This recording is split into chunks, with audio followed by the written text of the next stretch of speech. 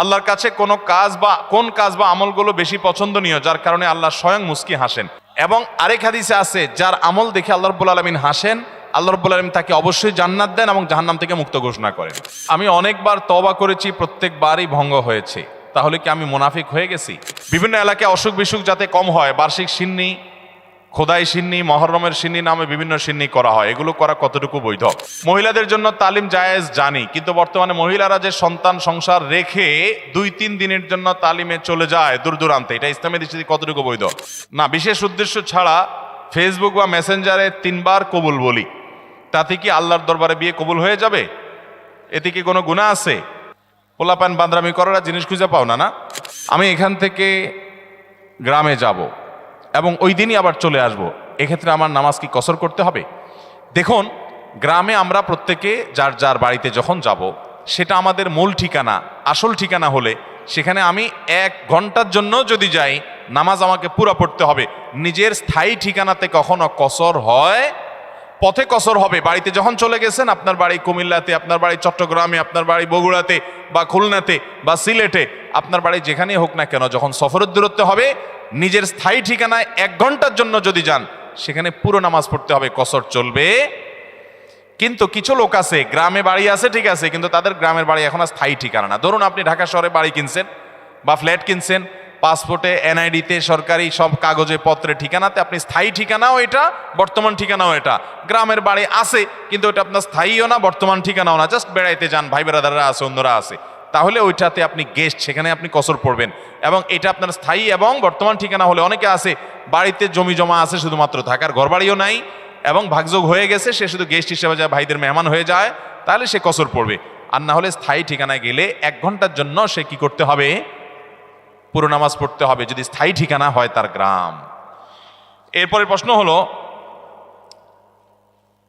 আমি অনেকবার তওবা করেছি, প্রত্যেকবারই ভঙ্গ হয়েছে, তাহলে কি আমি মুনাফিক হয়ে গেছি?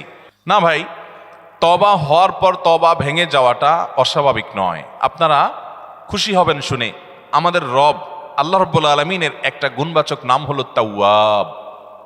কি নাম ভাই? তাওয়াবের মানে জানেন? আল্লাহু আকবার। রিপিটেডলি, বারবার যিনি বান্দার তওবা কবুল করেন। এই জন্য ভাই, একবার গুনাহ হয়ে গেছে, আল্লাহর কাছে তওবা করেছেন, চেষ্টা করছেন যে আর যেন না হয়, কিন্তু আবার শয়তান কাত করে ফেলে দিয়েছে, আবারও তওবা করে ফেলবেন এবং দুর্বল হবেন না। এখানে ইবলিস আপনাকে বলবে, তুই এতবার একই কাজ করে তওবা করছস আল্লাহর কাছে, আবার কোন মুখে তওবা করবি? থাক, বাদ দে।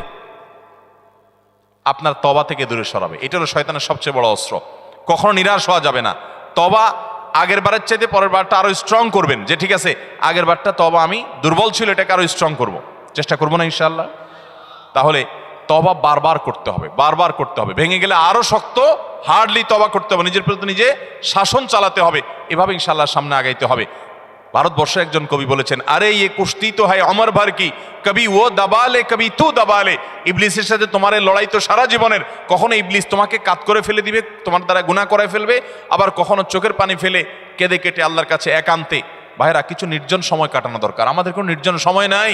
নির্জন সময় হলে ওই মোবাইলে আমরা ঢুকে পড়ি, মোবাইল টোবাইল বন্ধ করে ফেলে দিনে রাতে 24 ঘন্টার ভিতরে 5 ওয়াক্ত নামাজের পরে আগে যে কোনো সময় অন্তত 2-4-5টা মিনিট একটু চিন্তা ভাবনা করবেন, একটু নিজের হিসাব মিলাবেন, আল্লাহর সাথে কথা বলবেন। আজকে একটা গুনাহ হয়ে গেছে, আজকে একটা কাস্টমার মহিলা আসছে, তার সৌন্দর্য দেখে তাকে নিয়ে বাজে চিন্তা জল্পনা কল্পনা করেছি, নোংরামি করেছেন, গুনাহ কাজ করেছেন। কোনো কাস্টমার এসেছে, তার সাথে ফাঁকি ঝুঁকি দিয়েছেন, 2 নাম্বারই করেছেন, মিথ্যা কথা বলেছেন, কিনা দর এত আসে বলেছেন, আসলে এত আসে নাই। এই যে মিথ্যা বলেছেন কয়টা টাকার জন্য, এই টাকা দুনিয়াতে থেকে যাবে, মিথ্যাটা আপনার আমলনামা যুক্ত হয়ে আখিরাতে যাবে। এইসব কথা চিন্তা করে আল্লাহর কাছে চোখের পানি ফেলে একান্তে, আল্লাহ করে ফেলেছি আজকে শয়তানের পালায় পড়ে, আল্লাহ খেয়াল ছিল না, আপনি মাফ করে দেন। মালিক, আপনি মাফ না করলে কিয়ামতের ময়দানের শাস্তি হবে ভয়াবহ। দুনিয়াতে আপনি ছেড়ে দেন, আল্লাহ মাফ করে দেন। মাফ চায়া দুনিয়া থেকে ওইটাকে নিষ্পত্তি করেন, একটু চোখের পানি ফেলেন, সেজদায় পড়ে যান, 2 রাকাত সালাতুত তওবা নামাজ পড়ে আল্লাহর কাছে মাফ চান, এরপরের দিন আরো স্ট্রং করেন। এভাবে আপনি লড়াই চালাতে থাকবেন। আরে এই কুস্তি তো হয় অমর ভর কি, কবি ও দাবালে কবি তু দাবালে। শয়তান গুনাহ কমা আপনার দ্বারা করায় সে জিতে যাবে, আর আপনি তওবা করে চোখের পানি ফেলে গুনাহ মাফ করিয়ে তারপরে আপনি শয়তানের উপরে জিতে যাবেন। তওবা করতে থাকবো তো ইনশাআল্লাহ। তওবা করতে কখনো ক্লান্ত হবেন, তওবা অব্যাহত রাখবেন, অনবরত রাখবেন। দুনিয়াতে কোনো ফেরেশতা মানুষ নাই, সবাই গুনাহ করে। এর মধ্যে সবচেয়ে উত্তম মানুষ হলো গুনাহ করার পর যে নিজের ভুল বুঝতে পারে নিজেকে শাসন করে সংশোধন করে সে তওবা করে মাপ চায়। মনে রাখবেন, যে ব্যক্তি তওবার শর্ত আদায় করে তওবার শর্ত কি?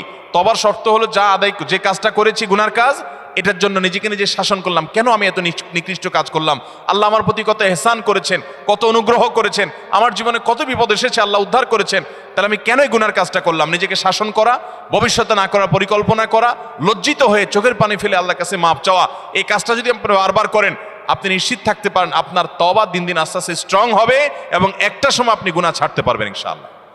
এই জন্য তওবা কখনো ছাড়া যাবে, যতবারই তওবা ভাঙুক তওবা আরো স্ট্রং করে করতে হবে। এরপরে প্রশ্ন হলো, কেউ কালো জাদুগ্রস্ত হয়েছে এমন যদি জানতে পারে তাহলে তার করণীয় কি? এ বিষয়ে আমরা বিভিন্ন জায়গায় প্রশ্ন পাই, ভালো করে শুনে রাখেন। বিশেষ করে আপনারা পুরান ঢাকার কাছাকাছি এলাকার মানুষ, পুরান ঢাকায় সবচেয়ে বেশি, চট্টগ্রামে প্রচুর পরিমাণে আছে। আমাদের দেশে এখন ব্ল্যাক ম্যাজিক, কালো জাদু যেটাকে আমরা বলি, এই কালো জাদু টোনা এগুলো এই পরিমাণ বাড়ছে, আমি সারা দেশে ঘুরে বেড়াই, শত শত হাজার হাজার মানুষের প্রশ্ন আমার কাছে আসে। প্রতি সপ্তাহে এভারেজ আমার কাছে অন্তত 25 থেকে 30 হাজার প্রশ্ন মানুষের আমার কাছে আসে আলহামদুলিল্লাহ। শুধুমাত্র শুক্রবারের লাইভে আমাদের 15 থেকে 20 হাজার 1 ঘন্টার মধ্যে প্রশ্ন আসে। এই হাজার হাজার প্রশ্ন নিয়ে আমরা কাজ করি। মানুষের অবস্থা আমি জানি এই প্রশ্নগুলোর মাধ্যমে। এই দেশে প্রতিটা ঘরে ঘরে ব্ল্যাক ম্যাজিকের রুগী আছে। আল্লাহ যাকে বাঁচাইছে তারা ভিন্ন, কিন্তু আমি দায়িত্ব নিয়ে বলতে পারি ম্যাক্সিমাম ফ্যামিলিতে ব্ল্যাক ম্যাজিকের রোগী ভরা, আমরা টেরও পাচ্ছি না। ছোট পোলাপান, অস্বাভাবিক চিল্লাচিল্লি, অস্বাভাবিক দুষ্টামি, ওই দুষ্ট জিনের উপদ্রব অথবা ব্ল্যাক ম্যাজিক। অসুস্থ, কোনোভাবে ভালো হচ্ছেন না, বহু ট্রিটমেন্ট করছেন, চেক আপ করেছেন, ডায়াগনোসিস হচ্ছে না। সবসময় নিশ্চিত না, কিন্তু অনেক ক্ষেত্রেই এগুলা ব্ল্যাক ম্যাজিকের রোগী হওয়ার সম্ভাবনা। আপনারা দেখবেন ফেসবুকে ইদানিং এই উৎপাত বেশি বাড়ছে। বিভিন্ন পোস্টের কমেন্টে দেখবেন পোস্টার দিয়া প্রচার করে তান্ত্রিক অমুক কামরূপ কামাখ্যা থেকে প্রশিক্ষণ প্রাপ্ত। দেখছেন নি? এগুলো হলো শয়তানের খালাতো ভাই, সাক্ষাৎ খালাতো ভাই। এবং আপনার বিভিন্ন ঢাকা শহরের পিলারে পিলারে দেখবেন এই তান্ত্রিক অমুক, ভাগ্য বদলায় দেয়, এটা করে সেটা করে, এসব শয়তানি অ্যাডভার্টাইজ দেখছেন না? দেখেন নাই?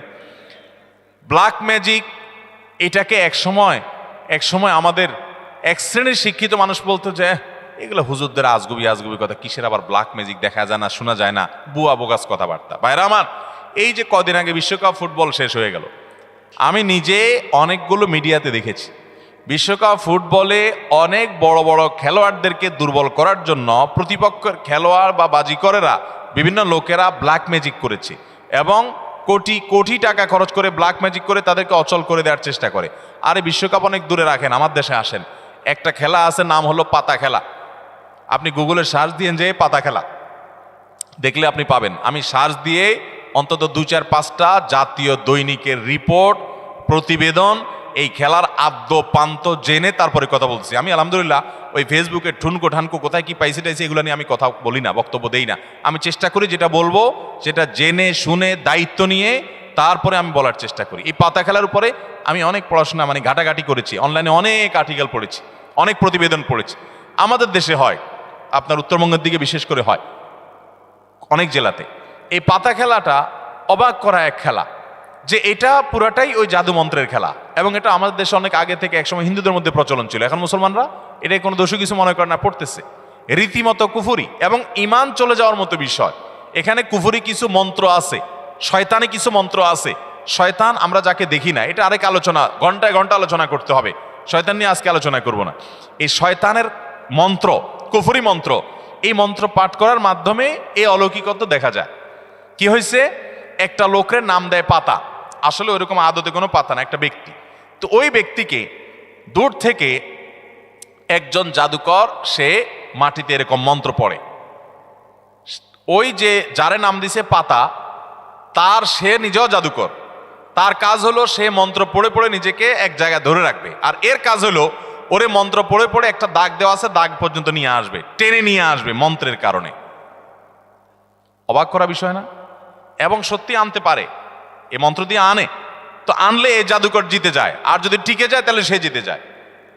এই পাতা খেলা বাংলাদেশে অনেক এলাকাতে বেশ বহুল প্রচলিত, হাজার হাজার মানুষ উপভোগ করে। এই যে কুফুরি কালাম, কুফরি কালাম পড়ে অনেক অলৌকিক কাজ করা যায়। একটা আস্ত সুস্থ মানুষ অসুস্থ হয়ে একদম কবরপর্যন্ত চলে যাবে, আপনি টেরও পাবেন না, ভয়াবহ রোগ হবে এই ব্ল্যাক ম্যাজিকের কারণে। কালো জাদু, এটা যে বললাম খেলোয়াড়দেরকে পর্যন্ত করা হয়। এটা আমাদের দেশে ঘরে ঘরে। আপনি বাঁচতে চান, নাম্বার 1, আপনার ঘরকে কোরআন দিয়ে আলোকিত করতে হবে। ভাইরা আমার, আমি বিভিন্ন সময় বলার চেষ্টা করি, আপনি ইমানদার হিসেবে, মুসলমান হিসেবে আপনার মধ্যে শয়তান মাঝে মধ্যে সন্দেহ ঢুকায় যে ইসলাম আসলে সত্য কিনা, না হুজুররা এসব বকওয়াস কথা বলে টলে। আপনার ইমানের প্রতি যদি কোনো প্রকার সংশয় শয়তান সৃষ্টি করতে চায়, আমি আপনাকে দায়িত্ব নিয়ে আল্লাহর শপথ করে বলতে পারি, এই কোরআন হলো এমন এক জীবন্ত মিরাকল, জীবন্ত মুজিজা। এই কোরআনের অলৌকিকত্ব দেখার পর আপনি ইমান আনতে বাধ্য হবেন। পৃথিবীতে যত বেঈমান মুসলমান হয়, যত কাফেররা ইমান আনে, তাদের বেশিরভাগ দেখবেন এই কোরআন যখন নির্মোহভাবে আগাগোড়া পড়ে ফেলে, সে এর কাছে মাথা নত করা ছাড়া কোনো উপায় থাকে না। ওমর রাদিয়াল্লাহু তাআলা আনহুর মতো জাদ্রেল মানুষ যাচ্ছিলেন নবী করিম সাল্লাল্লাহু আলাইহি ওয়াসাল্লামকে হত্যা করার জন্য, বোনের বাসায় যায় দেখে বোন তেলাওয়াত করতেছে, আওয়াজ শুধু শুনছে, তেলাওয়াত শুনেই পাগল হয়ে গেছে। আরে এ তো সাধারণ কোনো কথা না, আকৃষ্ট হয়ে গেছেন। তরবারি হাতে নিয়ে নবী সাল্লাল্লাহু আলাইহি ওয়াসাল্লামের দরবারে চলে গেছেন। সাহাবীরা তো ঠেকাইতে আছে, নবী সাল্লাল্লাহু আলাইহি ওয়াসাল্লাম তো জানেন ওহী পাঠাইছে আল্লাহ তাআলা, বলে আসতে দাও, ঠেকাইও না। গেছে হত্যা করার জন্য, ঈমান নিয়ে ফিরে চলে আসছে কোরআনের কারণে। মুসলমানদের বাসা বাড়িতে আজকাল কোরআন তেলাওয়াত হয় না। আপনার বাসা বাড়িতে কোরআন তেলাওয়াত চালু করেন, আওয়াজ দিয়ে, উচ্চ স্বরে, মনে মনে না, আওয়াজ দিয়ে কোরআন তেলাওয়াত চালু করেন, কোরআন পড়েন এবং অডিও চালায় রাখেন। ব্ল্যাক ম্যাজিক, দুষ্টজনের উপদ্রব থেকে বাঁচার জন্য এটা মহৌষধ। বিশেষ করে একটা সূরা, সূরা বাকারা জোরে জোরে নিজেরা তেলাওয়াত করেন। তেলাওয়াত করতে পারেন না তো অডিও চালায় রাখেন। সূরা বাকারার তেলাওয়াত যত বেশি ভাষায় চালু করে রাখবেন, নবী সাল্লাল্লাহু আলাইহি ওয়াসাল্লাম হাদিসে বলা আছে দুষ্টজিন এবং শয়তান ভাষায় প্রভাব ফেলতে পারবে না। এক। দ্বিতীয় আমল, তাহলে কোরআন বেশি বেশি পড়বেন, বিশেষ করে সূরা বাকারা। দ্বিতীয় আমল হলো সকাল সন্ধ্যার দোয়া এবং জিকির, এগুলা নিয়মিত পড়বেন, এগুলা রক্ষা কবচের মতো কাজ দেয়। তৃতীয় আমল হলো ঘরের মধ্যে কোনো হারাম জিনিস রাখবেন না, ছবি টবি এটা সেটা রাখবেন না, এবং গুনাহমুক্ত রাখবেন বা ঘরকে। 4 নম্বর আমল হলো যতবার বাসায় ঢুকবেন বিসমিল্লাহ পড়ে ঢুকবেন, বের হওয়ার সময় বিসমিল্লাহ পড়ে বের হবেন। টয়লেটের দরজাগুলো বন্ধ রাখবেন, ঢুকতে বিসমিল্লাহ পড়ে ঢুকবেন, এই দোয়া পড়ে ঢুকবেন, বের হওয়ার সময় দোয়া পড়ে বের হবেন। খাওয়ার সময় বিসমিল্লাহ পড়ে খাবেন, প্রত্যেকটা কাজে বিসমিল্লাহ করবেন, শয়তান অংশগ্রহণ করতে পারবে না ইনশাআল্লাহ। আর বিশেষভাবে 3 কুল সকাল সন্ধ্যায়, কুল হুয়াল্লাহ, কুল আযুল ফালাক, কুল রাব্বিন নাস, 3 বার সকাল সন্ধ্যার আমলের মধ্যে এটা চলে আসছে। আলাদা করে এটা রাতে, সকাল সন্ধ্যায় বিভিন্ন সময় পড়বেন ইনশাআল্লাহ। বিদিন আল্লাহ তাআলা এই দুষ্টজিন এবং ব্ল্যাক ম্যাজিক থেকে বেঁচে থাকার তৌফিক দান করবেন। এরপরে প্রশ্ন হলো, আসুন্নাহ ফাউন্ডেশনের দেওয়া অফিস আসিফ হুজুরকে দিয়ে রুকিয়া করা হয়েছে, আপনি কি রুকিয়া করেন? না ভাই, আমি রুকিয়া করি না। তবে আমরা অনেক রাকিকে চিনি ব্যক্তিগতভাবে, কেউ চাইলে বলি ভাই অমুকের কাছে যান, বিভিন্ন রাকিরা আছে, আপনারা অনলাইনে খুঁজতে পারেন। বিভিন্ন এলাকায় অসুখ বিসুখ যাতে কম হয়, বার্ষিক সিন্নি, খোদাই সিন্নি, মহরমের সিন্নি নামে বিভিন্ন সিন্নি করা হয়, এগুলো করা কতটুকু বৈধ? অসুখ বিসুখ হলে আল্লাহর কাছে তওবা ইস্তেগফার করবেন, দোয়া পড়বেন এবং ডাক্তারের কাছে যাবেন। অসুখ বিসুখের জন্য দান সাদাকা করবেন। কিন্তু এই যে আপনার সিন্নি দেওয়া মানে হলো, ধরেন আপনার এই উপলক্ষে মিলাদের আয়োজন করলেন, নবী করিম সাল্লাল্লাহু আলাইহি ওয়াসাল্লাম বা সাহাবা একরাম কেউ এরকম অসুখ বিসুখ হলে, বিপদ আপদ হলে এরকম কোনো কাজ করতেন বলে আমাদের জানা নাই। বিধায় খেয়াল রাখতে হবে যে এগুলা কোনো সুন্নাহসম্মত আমল না। মহিলাদের জন্য তালিম জায়েজ জানি, কিন্তু বর্তমানে মহিলারা যে সন্তান সংসার রেখে 2-3 দিনের জন্য তালিমে চলে যায় দূর দূরান্তে, এটা ইসলামের দৃষ্টিতে কতটুকু বৈধ? এটা সম্পূর্ণ অবৈধ কাজ। অনেক জেলাতে আছে মহিলারা স্বামীর সংসার রেখে অনেক দূরে চলে যায় আরেক জেলাতে, এবং এইসব তালিমের জন্য মহিলাদেরকে যারা ফুসলায়, সংসার রেখে ছেলে মেয়ে রেখে চলে যায়, তারা বলে আরে আল্লাহর নির্দেশ বড় না স্বামীর নির্দেশ বড়, রাখো তোমার স্বামীর নির্দেশ মানা লাগবে না। তো আল্লাহ কি তোমার আরেক জেলা যাওয়ার নির্দেশ করছে? কোথায় কোরআনে বলছে যে অমুক জেলা যাও? এগুলো সব শয়তানের বুঝ। স্বামী অথবা বাবা, বড় ভাই, অভিভাবকের নির্দেশ বাদ দিয়া মাহরাম ছাড়া যদি আরেক জেলা সফর করে, আরে মাহরাম ছাড়া তো হজ করা পর্যন্ত জায়েজ নাই। এক সাহাবী জিহাদে যাবে নবী সাল্লাল্লাহু আলাইহি ওয়াসাল্লামের সাথে, নবী সাল্লাল্লাহু আলাইহি ওয়াসাল্লাম যখন শুনছেন ওনার স্ত্রী হজ করতে যাবে, বলছেন যে তোমার জিহাদে যাওয়া লাগবে না, যাও তোমার স্ত্রীর সঙ্গ দাও, কারণ তার সফরে মাহরাম হিসাবে তুমি তার সাথে থাকতে হবে। বিধায় এই তালিমের নামে এক জেলা থেকে আরেক জেলা মাহরাম ছাড়া যদি এরকম যায়, তাহলে সেটা জায়েজ হবে না, গুনাহ হবে। এরপরে প্রশ্ন হলো, ভুল করে বা রাগের মাথায় যদি কসম করি, কিন্তু পরে দেখা গেল আমি যেটা কসম করেছি যে আমি এটা কখনোই করব না, কিন্তু সেই কাজটা আমি বাধ্য হয়ে করে ফেললাম, তাহলে এক্ষেত্রে আমার করণীয়? এক্ষেত্রে আপনার করণীয় হলো কাফফারা দিবেন। কসমের কাফফারা হলো হয় 10 জন মিসকিনকে খাদ্য দান করবেন, আর না হলে 3 দিন রোজা রাখবেন। বাস, তাহলে কসমের কি হয়ে যাবে? কাফারা হয়ে যাবে। আল্লাহর কাছে কোন কাজ বা আমলগুলো বেশি পছন্দনীয়, যার কারণে আল্লাহ স্বয়ং মুস্কি হাসেন? আল্লাহ রাব্বুল আলামিনের হাসিটা তার শান অনুযায়ী কেমন সেটা আল্লাহ ভালো জানেন। তবে হাদিসে বিভিন্ন বর্ণনা থেকে আছে যেটি হয়, বিশেষ করে শীতের সময় যখন কনকনে ঠান্ডা শীত উপেক্ষা করে কেউ যখন উঠে নামাজে দাঁড়িয়ে যায়, নবী করিম সাল্লাল্লাহু আলাইহি সাল্লামের হাদিসে লেখা আছে যে আল্লাহ রাব্বুল আলামিন বান্দার এই আমলটা দেখে হেসে দেন। এবং আরেক হাদিসে আছে, যার আমল দেখে আল্লাহ রাব্বুল আলামিন হাসেন, আল্লাহ রাব্বুল আলামিন তাকে অবশ্যই জান্নাত দেন এবং জাহান্নাম থেকে মুক্ত ঘোষণা করেন। এজন্য শীতের দিনে ফজরের নামাজ, তাহাজ্জুদের নামাজের গুরুত্ব অন্য সময়ের চাইতে অনেক বেশি। আমি একজন যুবক, আমরা অনেক সময় মজার ছলে বা বিয়ের উদ্দেশ্যে না, বিশেষ উদ্দেশ্য ছাড়া ফেসবুক বা মেসেঞ্জারে 3 বার কবুল বলি। তাতে কি আল্লাহর দরবারে বিয়ে কবুল হয়ে যাবে? এতে কি কোনো গুনাহ আছে? পোলাপান বান্দরামি করার জিনিস খুঁজে পাও না? না, অনেক পোলাপান এগুলো করে। এমনকি এই যে নাটক সিনেমাতে অনেক সময় অভিনয়ের অংশ হিসাবে এগুলো করে না অভিনেতারা? এদের মধ্যে কেউ যদি মুসলমান হয়, কারো যদি আল্লাহর প্রতি বিশ্বাস না থাকে তার কথা ভিন্ন হয়, বেঈমান নিয়ে আমাদের আলাপ নাই। যে মুসলমান, যে আল্লাহর প্রতি ঈমান আছে, তার জানতে হবে নবী করিম সাল্লাল্লাহু আলাইহি সাল্লাম বলেছেন, সালাতুন জিদ্দুহুন্না জিদ্দুন ওয়া হাজলুহুন্না জিদ্দুন। 3টা বিষয় সিরিয়াসলি করলে যা হবে, দুষ্টুমি, রসিকতা, অভিনয়, মজা করে করলে তা হয়ে যাবে কাহিনী বড় খতরনাক, বড় জটিল। অতএব আপনি দোস্ত দুষ্টামি করে কোনো ক্লাসমেট মেয়েকে বললেন অন্য 2-3 দোস্তের সামনে যে আমি ওরে বিয়ে করলাম, এবং সেও অ্যাডাল্ট, আপনিও অ্যাডাল্ট, দুজন সাক্ষীও আছে। আর বিশেষ করে নাটকে যেটা হয় যে অভিভাবক অনেক সময় থাকে, যদি সত্যিকারের অভিভাবক থাকে, ওখানে তো সব বকওয়াস অভিভাবক। মেয়েদের তো বিয়ে অনেক হলো, আমাদের মতো মেয়েদের বিয়ে অভিভাবক ছাড়া হয় না, কিন্তু হানাফি মাযহাব অনুযায়ী অভিভাবককে জরুরি না, যদি অ্যাডাল্ট হয়ে যাবে তাহলে সেক্ষেত্রে হানাফি মাযহাবের আলোকে এই বিয়ে হয়ে যাবে। 2জন সাক্ষীর সামনে শুধু বলছেন প্রস্তাব, সে বলছে কবুল, দুষ্টামি করে বলছেন, বস কাহিনী খতম হয়ে গেছে। কথা বুঝেন নাই? খুব জটিল একটা বিষয়। ঠিক তালাকের বিষয়টাও এরকম। আপনি বলবেন যে হুজুর আমি তো আসলে তালাকের উদ্দেশ্যে বলি না, আমি তো ভয় দেখানোর জন্য বলছিলাম, কাম হয়ে যাবে, এরপর আর এসব বলে লাভ হবে না। অতএব এগুলো সাবধানে করতে হবে। আল্লাহ আমাদেরকে এই সমস্ত বিষয়, হেয়ালিপনা, দুষ্টমি, এগুলো থেকে বেঁচে থাকার তৌফিক দান করুন। সব জায়গায় ফাজলামি না। আমাদের নবী হযরত মুহাম্মদ সাল্লাল্লাহু আলাইহি সাল্লামকে না সৃষ্টি করলে নাকি আল্লাহ তাআলা কোনো কিছু সৃষ্টি করতেন না। এটা কতটুকু সত্য? এরকম একটা হাদিস আছে, কিন্তু সেই হাদিসকে মুহাদ্দিসগণ, হাদিস বিশারদ, বিশ্লেষকগণ এই হাদিসকে জাল হাদিস হিসাবে চিহ্নিত করেছেন। এর সনদ বিশুদ্ধতার সূত্রে বর্ণিত নয়। লাউলা খলিকতু লামা খলিকাতিল আফলাক। নবী সাল্লাল্লাহু আলাইহি সাল্লাম যদি সৃষ্টি না হতেন, আসমান জমিন সৃষ্টি হতো না। ভাইরা আমার, নবী সাল্লাল্লাহু আলাইহি সাল্লামের মর্যাদা বলার জন্য মিথ্যা হাদিস বলার কোনো দরকার নাই। আল্লাহ তাআলা তার নবী সাল্লাল্লাহু আলাইহি সাল্লামকে, তার হাবিবকে এমনি মর্যাদা দিয়েছেন, তার জন্য ভুয়া হাদিস বানানোর কোনো দরকার।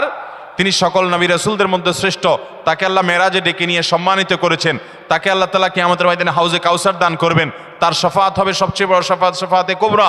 তাকে আল্লাহ তাআলা কত মর্যাদা দিয়েছেন। অতএব ভুয়া ভিত্তিহীন হাদিস বলার দরকার নেই। বুখারীর হাদিসে আসছে, তিনি বলেছেন লা তুতরুনি কামা আতরাতিন নাসারা ইবনে মারইয়াম। খ্রিস্টানরা ঈসা আলাইহিস সালামের মর্যাদা বেশি বলতে গিয়ে ওনাকে আল্লাহর সন্তান বানায়া ঈমান হারা হয়ে গেছে। তোমরা আমার মর্যাদা বলতে গিয়ে এরকম সীমা লঙ্ঘন করবা না।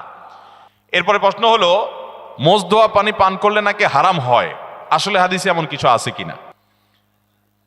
মোজ ধোয়া পানি খেলে বা মোজ লাগলে কোনো কিছু খেতে গেলে সেটা হারাম বলে হয়। হারাম তো পরের কথা, অনেকে বলে মাকরু, হারামও হবে না মাকরুও হবে না। কারণ মোজ যদি থাকে আর পানি যদি আপনি খেতে যান, তো একটু আধটু লাগবেই লাগবে, যত ছোট থাকুক একটু হইলেও লাগবে। এখন যদি বলেন যে না আমি লাগাবো না, তাহলে মোজ বড় রাখতে হবে অনেক, এবং সে মোজ কিছু একটা দিয়ে চিমটি দিয়ে ধরে উঠায় ধরে তারপর খাইতে হবে। এছাড়া তো আমি কোনো উপায় দেখি না। কারণ যদি ছোট ছোট মোজ হয়, পানি খাবেন আর লাগবে না, তাহলে ঠোঁট ধরে উঠে রাখতে হবে। তাহলে বোঝা গেল এটা ভুয়া, ভিত্তিহীন কথা।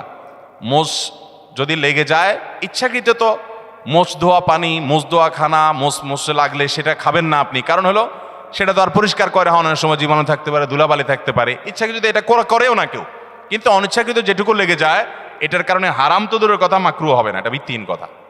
কথা বুঝাতে পারছি? কোন মদ করে বলে শুনছে এই ফতোয়া যে মোজ ধোয়া পানি খাইলে গুনাহ হয়, মাকরু হয়। এই জন্য সে মদ খাওয়ার সময় তার মোজ বড় ছিল, উঠায় ধরে মদ খাইতো। যে মদ খাওয়ার সময় যদি মাকরু হয়ে যায়, তাহলে আল্লাহ নারাজ হয়ে যাবে। এই জন্য সে মোজ উঠায় নাকি মদ খাইতো। আল্লাহ জানে সত্য না মিথ্যা, ঘটনা শুনছি আমরা অনেক ছোটবেলা থেকে। তো যাই হোক, তো মোজদোয়া পানি খেলে বা কিছু খেতে গেলে মোচে লেগে গেলে আসলে কোনো গুনাহ হবে না। দাদার নামে নাতির নাম রাখা যাবে কিনা? দাদার নামে নাতির নাম তো পরের কথা, বাপের নামেও পোলার নাম রাখা যাবে, কোনো অসুবিধা নাই। আমাদের দেশে সবাই ইউনিক নাম খোঁজে, ইউনিক, টল্টু, বল্টু, নান্টু, পিন্টু, গিন্টু, হ্যাঁ, গেংটু, কি আজিব আজিব নাম খোঁজে সব। আরে ভাই, সবাই বলে ইউনিক নাম লাগবে, আনকমন না লাগবে কেন? আপনাকে আনকমন নাম লাগবে কেন?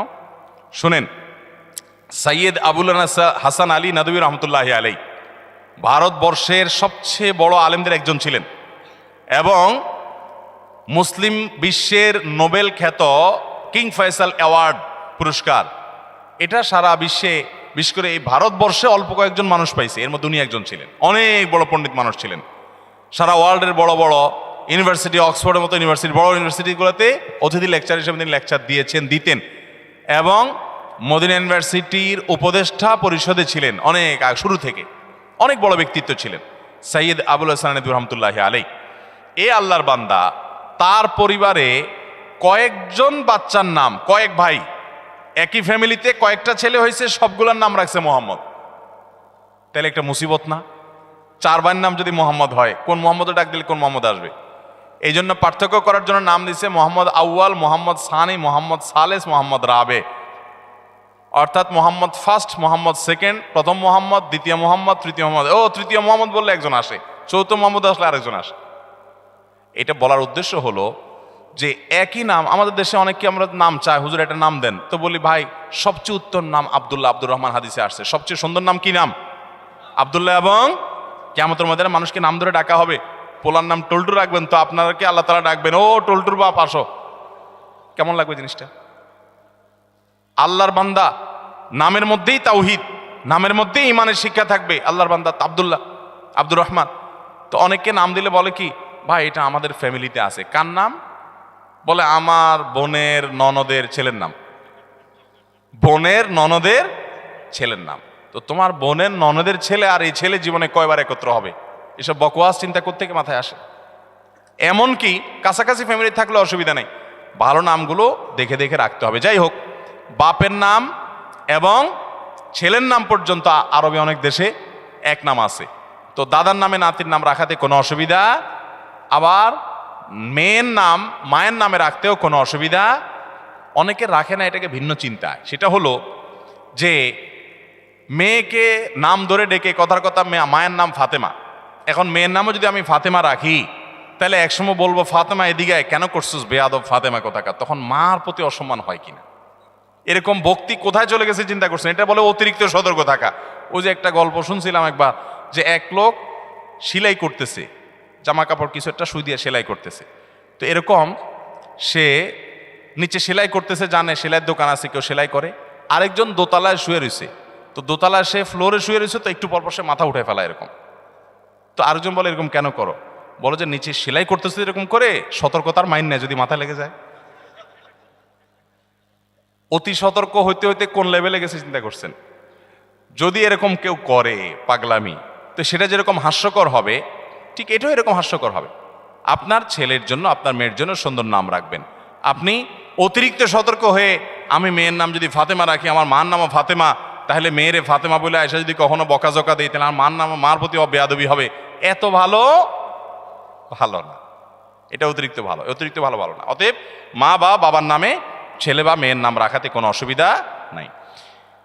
এবারের হজের খরচ গত বছরের চেয়েও অনেক বেশি, এটা কি স্পষ্ট জুলুম নয়? ভাইরা আমার, হজের খরচ গত বছর ছিল স্মরণকালের সবচেয়ে ভয়াবহ খরচ। আমি নিজেও গেছি, 6 লাখ টাকা প্রায় লেগে গেছে। এবছর হলো প্রায় 7 লাখ। 6 লাখ 80 না 75,000, 83,000, তাহলে 7 লাখের মতো প্রায়।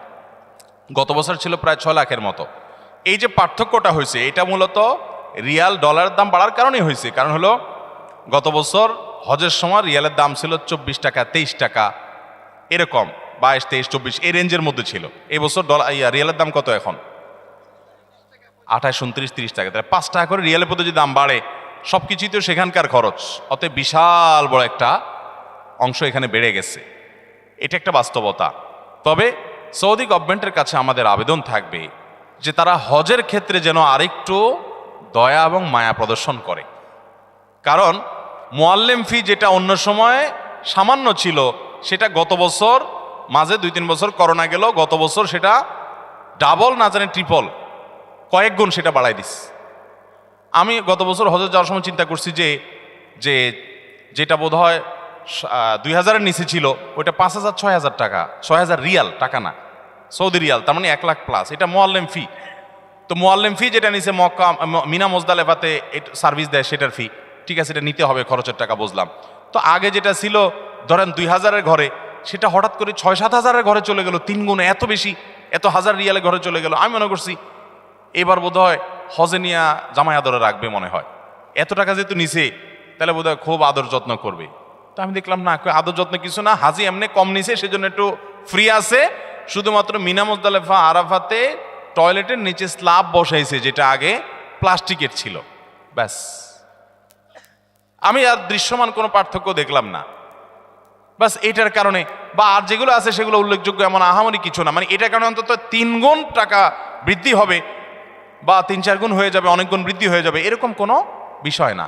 এরপরে আসুন, বিমান ভাড়া সম্ভবত এই বছর কত, 2 লাখ বোধ হয়, 2 লাখের মতো ধরছে। কল্পনাই করা যায় না, যারা বিভিন্ন দেশ সফর করেন তারা জানেন।